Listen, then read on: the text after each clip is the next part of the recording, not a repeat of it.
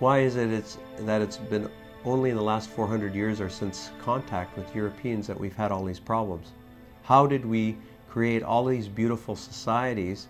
How did we create all of these beautiful languages with these complex social institutions without welfare, without transfer payments? It's ridiculous to think that you can put your future in the hands of any government organization and have them have your best interests at heart. I mean, it's a total myth. It's a myth for Indians or Aboriginal people, and it's a myth for everybody else in society on welfare. And even if the government could give you the material sustenance you need, there's something a government can't give you. It can't give you your sense of self-worth. What you don't get when you get a welfare check is you get your ability to have your material sustenance, but you don't get the ability to validate your sense of self-worth. It bypasses that. It bypasses the psychological payoff that's most important to us.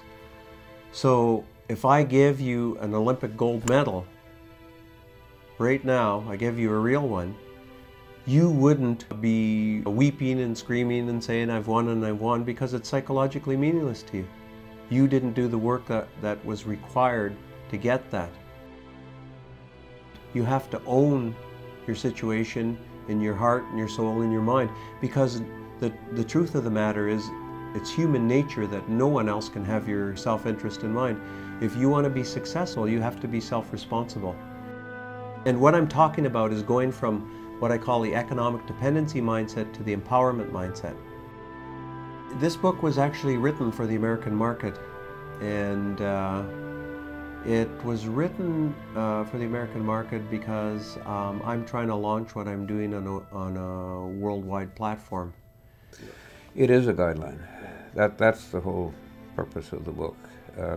You know, it's not an adventure story. It's not a bedroom extravaganza. It's strictly on how you gain independence, which is more important than any of that other stuff. I think it's very global.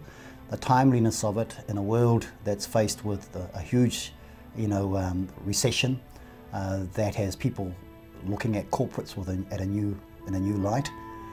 There's no faith and trust in corporates in many sense. At the same time, when you look down at the poorer populations, if you like, they can no longer be sustained by payment from government handouts. The real problem at the end of the day with this whole social welfare system is it's not sustainable. Take the US, for example. You've got 80 million people getting set to retire.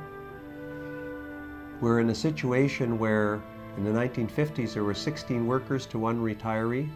By the time those 80 million people retire, it'll be 2 to 1. Who's going to carry the weight of all of these social welfare programs? Calvin has enunciated the sort of demographic tsunami that's heading your way, and if you're paying $9 billion now, you'll be paying $80 billion in the future in welfare payments if you let it go this way. Now that wakes people up, you know. By 2020, in the US, the white population will grow by 1%, Native American by 26%, the African American by 38%, and the Hispanic by 77%. That population is already the biggest user of very expensive social welfare programs. This ain't gonna work. The writing's on the wall. We've got to do something different. What your Uncle Calvin is doing is putting the issues on the table, rattling the cages, shaking the skeletons, and making people wake up that is this the future they want for their grandchildren to come? Surely not. It isn't just about your life now, it's about what you're leaving behind, it's about the legacy. So at least from a practical sense, to move and shake those people who sit there and say, I don't want you coming to take my welfare benefit. I say, well, what about your grandchildren? There'll be some who say, oh, to hell with that, I'm living now. But there'll be many who say, yeah, there's some virtue in that, what can we do? It has to start by people doing it, not talking about it. Again, William James said that one of the greatest discoveries of his generation was that you can change your life by changing your attitude. It's important to understand that you're in charge of your life. The power to change your life rests entirely with you. And so out of this, I think I believe, I truly believe, has come a very, not just a good book, but a very important book. In fact, an essential book, which is going to become the Bible of change of cultures. It's quite brilliant timing, actually. It's not really the reform of a system, it's a revolution. And the sooner the people realize that, the better. It really is timely. It asks people to sort of look and cross the bridges in a number of ways. And I applaud that.